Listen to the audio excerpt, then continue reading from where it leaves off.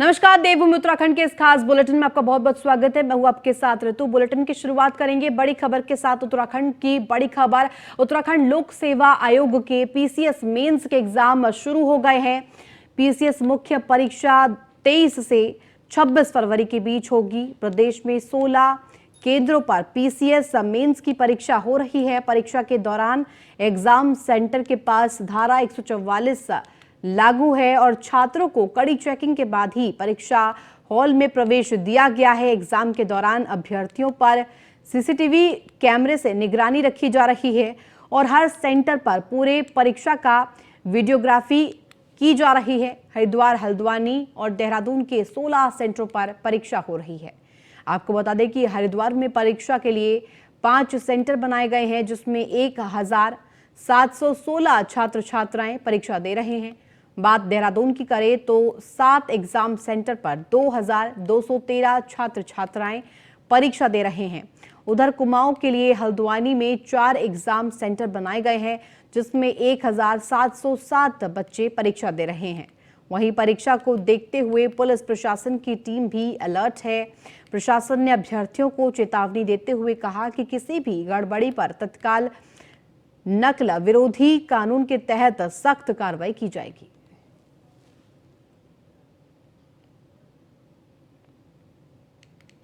Exam ठीक था, मतलब बहुत ज़्यादा टफ भी नहीं था और इजी भी नहीं था, नॉर्मल था और ठीक है एग्ज़ाम।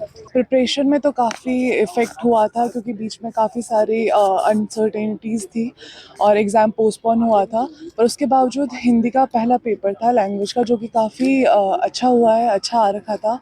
एग्ज़ाम ठीक हुआ, व्यवस्था काफ़ी अच्छी थी पहले से। जैसे अभी हाल ही में कई सारे पेपर लीक हुए हैं, उनसे काफ़ी बेटर रहा है। व्यवस्था भी ठीक ही थी, पानी वगैरह मांग रहे थे तो मिल ही रहा था, बेंचेस भी कंफर्टेबल थी तो सब अच्छा था। उत्तराखंड का पहली बार देने के लिए आई हूँ मेंस, तो व्यवस्था वगैरह यहाँ पे सब ठीक थी, बाकी देखते हैं। कुछ ऐसा नहीं लगा कि कुछ फ्रॉड हो रहा हो, जैसा जनरली अभी चल रहा है, बहुत इशू चल रहा है कि फ्रॉड वगैरह का कुछ है, तो ऐसा लगा नहीं, क्योंकि पूरा प्रॉपर सील्ड थे पेपर, प्रॉपर इंस्ट्रक्शन दिए गए टाइम टू टाइम। व्यवस्था अच्छी है एग्ज़ाम सेंटर पे। हमारे बैग्स जैसे आप देख रहे हैं रखे गए हैं प्रॉपर, और एग्ज़ाम अच्छा गया। पेपर जैसे एक्सपेक्टेड था वैसे ही आया। और ज्यादा जानकारी के साथ विशेष संवाददाता हमारे साथ जुड़ गए सुदीप जैन। सुदीप, जिस तरह से ये पूरी खबर, उत्तराखंड लोक सेवा आयोग के पीसीएस मेंस के एग्जाम शुरू हो गए हैं और 23 से ये एग्जाम शुरू हो गए हैं। 23 फरवरी को पहला एग्जाम यानी कि आज हुआ है। प्रदेश में 16 केंद्रों पर ये हुए हैं। क्या माना जाए, आगे की तस्वीरें क्या कुछ होगी, क्योंकि आज सकुशल ये परीक्षा हो पाई है?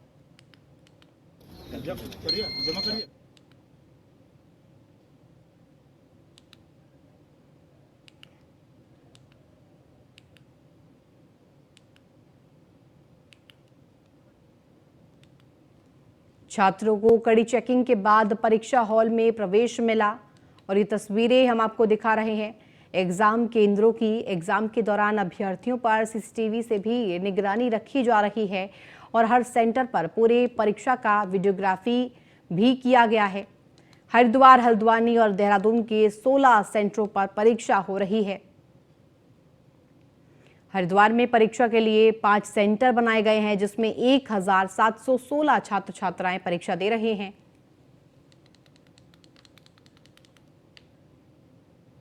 और ज्यादा जानकारी के साथ हमारे संवाददाता सुदीप जैन हमारे साथ जुड़ गए हैं। सुदीप, क्योंकि धारा 144 लागू की गई थी परीक्षा केंद्रों पर, किस तरह की प्रतिक्रिया छात्रों की?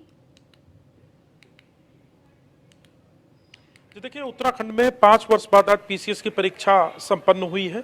ये 3 दिनों तक चलेगी और जो अभ्यर्थी हैं उनके लिए देहरादून, हल्द्वानी और हरिद्वार में सेंटर बनाए गए हैं। छात्र परीक्षा देकर संतुष्ट है। हालांकि सबका अपना अपना मत है। किसी को ऐसा लगता है कि परीक्षा पत्र सामान्य था और किसी को लगता है कि पेपर थोड़ा टफ हुआ है। अभी थोड़ी देर पहले जीटीसी हेलीपैड पर हमने मुख्यमंत्री से भी बातचीत की थी।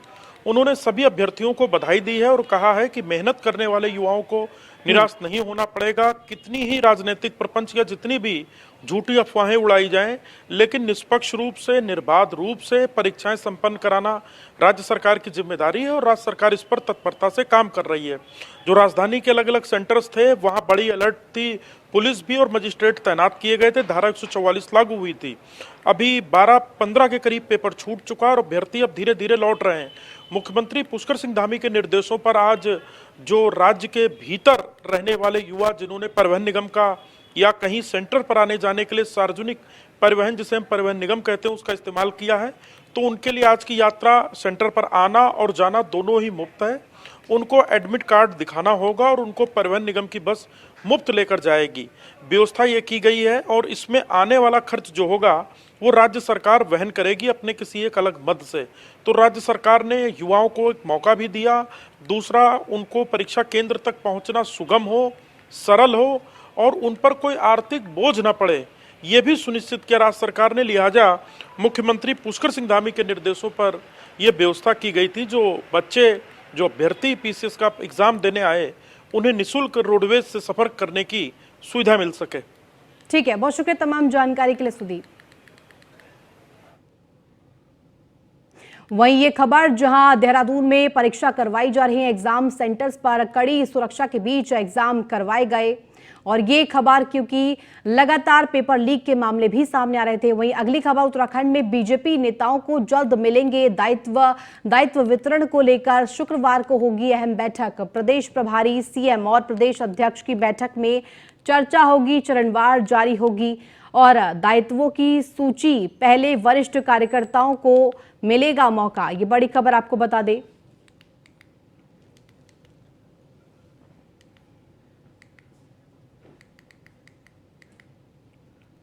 सरकार में हम अपने कार्यकर्ताओं का नाम भेजते हैं जिनको भिन्न भिन्न निगमों में दायित्व दिया जाता है।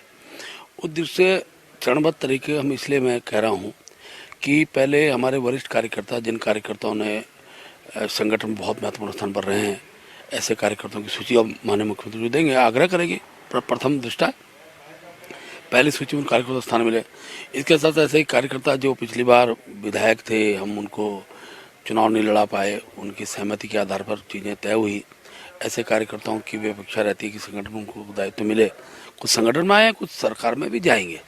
इसके बाद हमारे अनेकों ऐसे दायित्व हैं जो कायदा की योग्यता के आधार पर मुख्यमंत्री देंगे, वो सूची हम निकालेंगे। लगभग मुझे 2-3 चरणों में सूचियाँ आएंगी। सरकार और ज्यादा जानकारी के साथ विशेष संवाददाता सुदीप जैन हमारे साथ बने हुए हैं। सुदीप, क्योंकि उत्तराखंड में बीजेपी नेताओं को जल्द ही दायित्वों को वितरित किया जाएगा, अलग अलग लोगों को दायित्व वितरित किए जाएंगे, जिसमें अहम बैठक भी होगी। क्या कुछ अहम बिंदु होंगे इस बैठक के? जी देखिए, कल प्रदेश प्रभारी दुष्यंत गौतम उत्तराखंड के 2 दिवसीय दौरे पर आ रहे हैं। पहले उनकी एक सामान्य चर्चा की बैठक है, इसके बाद कोर कमेटी की बैठक है और कल नहीं अब शनिवार को यह बैठक होगी जिसमें प्रदेश अध्यक्ष, प्रदेश प्रभारी और मुख्यमंत्री तीनों एक साथ बैठेंगे। दायित्व वितरण पर चर्चा होगी। महेंद्र भट्ट ने जब न्यूज 1 इंडिया से बातचीत की तो उन्होंने साफ तौर पर कहा है कि करीब 88 पद रिक्त हैं, जैसा कि गोपन विभाग ने सरकार को जानकारी दी है।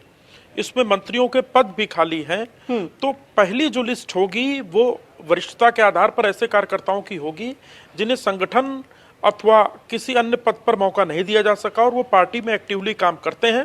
विधानसभा चुनाव में भी वो दावेदार थे पर उन्हें टिकट नहीं मिल सका क्योंकि हर व्यक्ति को टिकट नहीं दिया जा सकता। इसलिए पार्टी पहले चरण में जो पहली लिस्ट लाएगी उसमें ऐसे ही वरिष्ठ लोगों को, ऐसे वरिष्ठ कार्यकर्ताओं को मौका मिलेगा जो पार्टी में बहुत पुराने समय से जुटे हुए हैं, पार्टी की रीतियों नीतियों को दूर दूर तक पहुंचा रहे हैं, कार्यकर्ताओं से कनेक्ट हैं, उनको पहले मौका मिलेगा।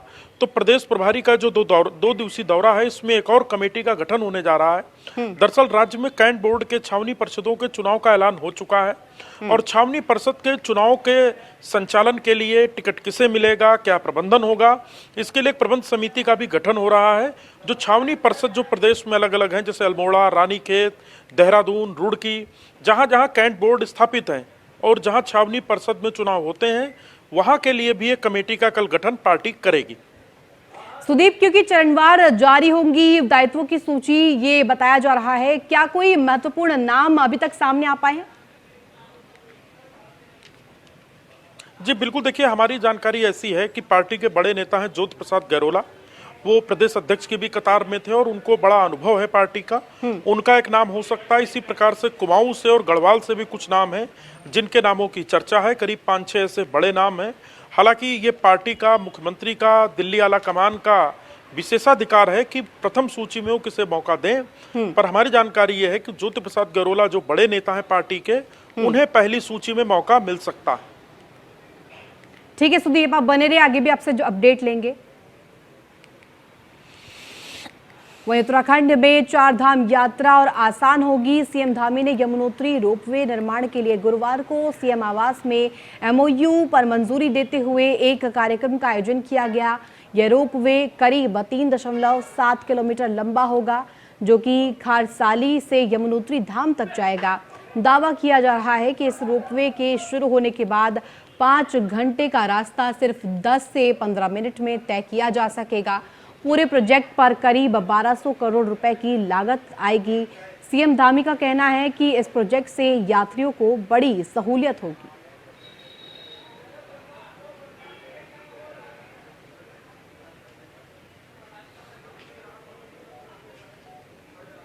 विश्व प्रसिद्ध धाम है और वहाँ पर प्रत्येक वर्ष यात्रियों की बड़ी संख्या आती है, श्रद्धालुओं की बड़ी संख्या आती है।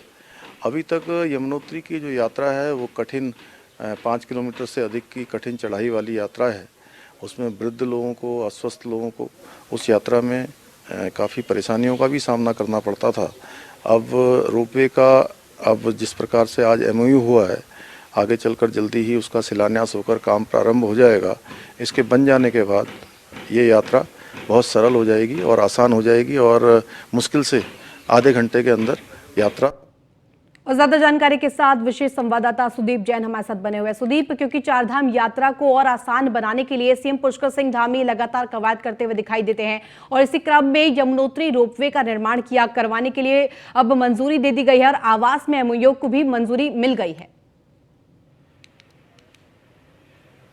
जी बिल्कुल, आवास में आज एक कार्यक्रम आयोजित हुआ था मुख्यमंत्री कार्यालय में, जिसमें एमओयू को मंजूरी दे दी गई है और जीटीसी हेलीपैड पर जब उन्होंने बातचीत की तो इस बात की जानकारी दी कि अब यात्रा और सुगम और आरामदायक होगी, क्योंकि खरसाली से यमुनोत्री पहुंचना थोड़ा कठिन है और हाई एल्टीट्यूड पर है। बीते दिनों चारधाम यात्रा जो बीते वर्ष संपन्न हुई, यमुनोत्री में कई मौतें भी हुई हैं। ये रोपवे करीब 15 मिनट के सफर में ही जो यात्री हैं उनको गंतव्य तक पहुंचाएगी और दोबारा उधर से आने वाले लोगों को लेकर भी आएगी। तो एक सुविधाजनक एक चारधाम कनेक्टिविटी जो प्रधानमंत्री मोदी का ड्रीम प्रोजेक्ट है, जिस पर मुख्यमंत्री पुष्कर सिंह धामी भी काफी एक्टिव रहते हैं, समय समय पर दिल्ली जाते हैं और दिल्ली में राज्य के विषयों को उठाते हैं। तो निश्चित तौर पे इससे एक फायदा मिलेगा यात्रियों को। और मुख्यमंत्री ने आज अपील भी की है यात्रियों से, श्रद्धालुओं से कि बड़ी संख्या में उत्तराखंड आए चारधाम यात्रा में। उत्तराखंड उनके स्वागत के लिए तैयार है। ठीक है सुदीप, बहुत शुक्रिया तमाम जानकारी के लिए। पुष्कर सिंह धामी ने जोशीमठ संकट पर हो रही राजनीति पर चिंता व्यक्त करते हुए कहा कि मैं सभी को आमंत्रित करता हूं कि लोग चारधाम यात्रा पर आएं और दर्शन करें। बता दें कि कांग्रेस नेता राहुल गांधी ने जोशीमठ संकट पर सरकार को घेरते हुए कहा था कि वह जल्द ही जोशीमठ आ रहे हैं। हालांकि अभी तक राहुल गांधी जोशीमठ नहीं पहुंचे हैं।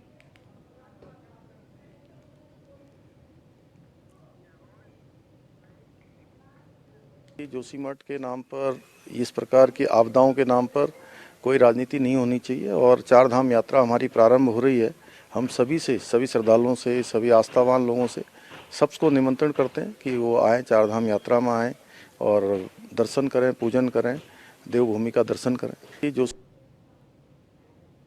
वहीं मुख्यमंत्री पुष्कर सिंह धामी ने हरीश रावत के उस बयान पर कटाक्ष किया है जिसमें उन्होंने कहा कि महंगाई तेजी से बढ़ रही है और केंद्र अथवा राज्य सरकार कोई प्रबंधन नहीं कर रहे हैं।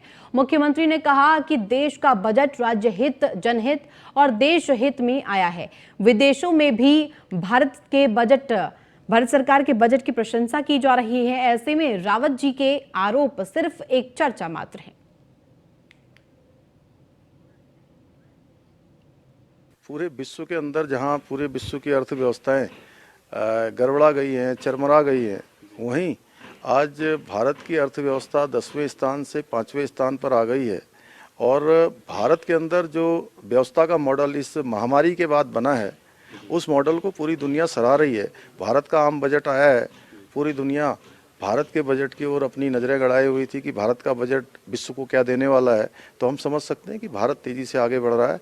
माननीय प्रधानमंत्री मोदी जी का जो एक भारत श्रेष्ठ भारत का संकल्प है, वह बहुत तेज़ी से आगे बढ़ रहा है पूरे विश्व के अंदर, जहां पूरे विश्व।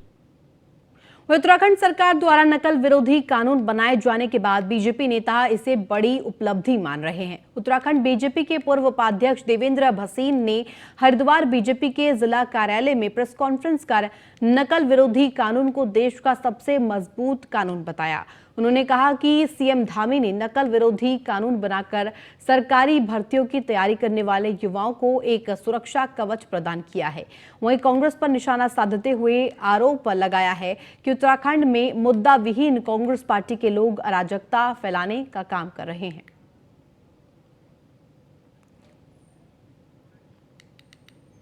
नकल विरोधी कानून को लेकर ये बड़ी बात युवाओं को भड़का रही है कांग्रेस। देवेंद्र भसीन ने यह बड़ी बात कही है। नकल विरोधी कानून सरकार की बड़ी उपलब्धि और इसके गुणगान बीजेपी के तमाम नेता इस वक्त करते हुए नजर आ रहे हैं।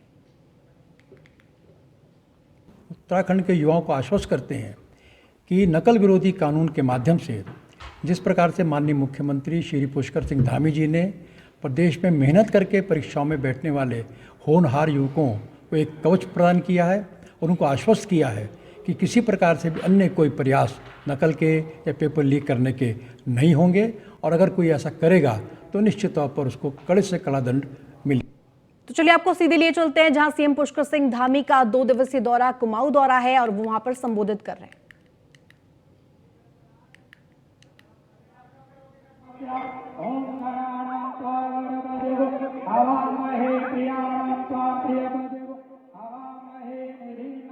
विरोधी कानून पारित करने पर अभिनंदन कार्यक्रम का आयोजन बीजेपी युवा मोर्चा कर रहा है। सीएम पुष्कर सिंह धामी का अभिनंदन। लगातार पेपर लीक के मामले सामने आ रहे थे और खासतौर पर नकल विरोधी कानून पारित करने पर अभिनंदन कार्यक्रम का आयोजन। आप मंच पर सीएम पुष्कर सिंह धामी को देख सकते हैं। 2 दिवसीय कुमाऊं दौरा उनका।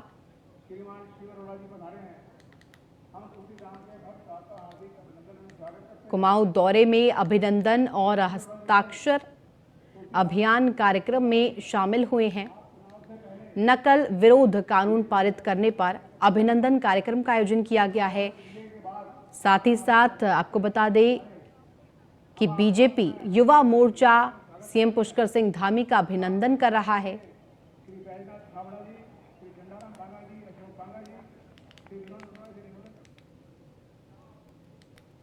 वहीं पूर्व मुख्यमंत्री त्रिवेंद्र सिंह रावत का कहना है कि गैरसैंण को उनके कार्यकाल में ग्रीष्मकालीन राजधानी बनाया गया था, जो एक कदम था। अब सरकार को उसके स्थायी राजधानी बनाने के लिए कार्य करना चाहिए और एक कदम आगे बढ़ना चाहिए। वहीं अल्मोड़ा से बीजेपी सांसद अजय टमटा ने कहा कि बीजेपी सरकार राजधानी को लेकर गंभीर है, इसलिए सरकार द्वारा अनेक कार्यक्रम गैरसैंण में किए जा रहे हैं और स्थायी राजधानी गैरसैंण बननी चाहिए और इसके लिए सभी राजनीतिक दलों को आगे आना चाहिए।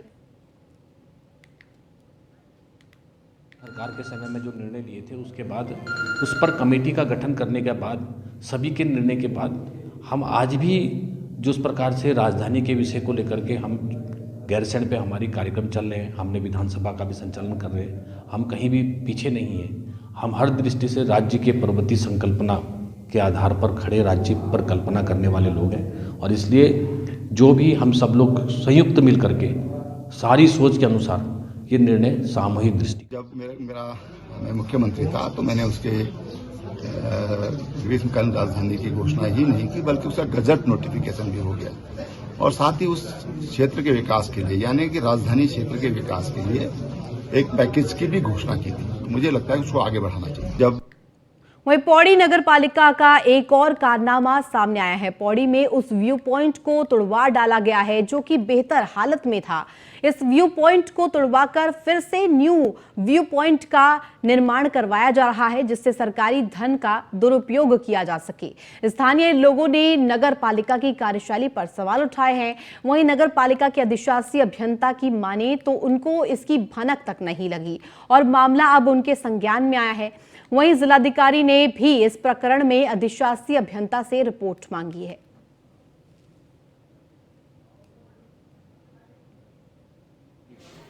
सड़क पर नगर पालिका के द्वारा ऐसा किसी भी निर्माण कार्य किया नहीं जा सकता है, लेकिन शहर हित में लोगों के लिए अगर व्यू पॉइंट बनाया भी गया तो ये सराहनीय था। लेकिन जिस तरह से व्यू पॉइंट जो कि एक अच्छी खासी स्थिति में था, लोग उसका आनंद ले रहे थे, उसको तोड़ने के बाद दूसरा व्यू पॉइंट वहाँ पर बनाया जा रहा है और जो व्यू पॉइंट है उस पर जनता के पैसे की बर्बादी साफ तौर पर देखी जा रही है। तो निश्चित तौर पर ये नगर पालिका अध्यक्ष की जो मनमानी है उससे पूरा शहर परेशान है और साथ ही साथ जनता के पैसों की जो बर्बादी और बंदरबाट जो चल रहा है पूरा खेल, ये कमीशन का पूरा जो खेल है, इसमें सरकार को जरूर ठोस कदम उठाने चाहिए और नगर पालिका अध्यक्ष के ऊपर जरूर इसको लेकर। देखिए, इसके बारे में अभी सुबह ही मुझे जानकारी मिली है और मेरे द्वारा जो संबंधित अधिकारी है उनसे इसमें रिपोर्ट तलब की गई है और इसमें जो भी नियमानुसार कार्रवाई की जाएगी। इसके बाद क्या वहाँ पे कार्य चल रहा है, पहले क्या कार्य हुआ है, कितनी उसकी लागत थी और अब क्या कार्य चल रहा है, इस प्रकार पूरी विस्तृत जांच रिपोर्ट आएगी। उसके बाद जो भी आवश्यक कार्रवाई होगी वो की जाएगी। प्रकरण में जो अभी वीडियो मेरे संज्ञान में लाया गया है, इस क्रम में ईओ नगर पालिका से पूरे प्रकरण पर एक स्पष्ट रिपोर्ट प्राप्त की जाएगी और यदि कोई अनियमितता की संभावना है तो आवश्यक कार्रवाई भी की जाएगी। तो फिलहाल इस बुलेटिन में बस इतना ही। आप देखते रहिए न्यूज़ 1 इंडिया।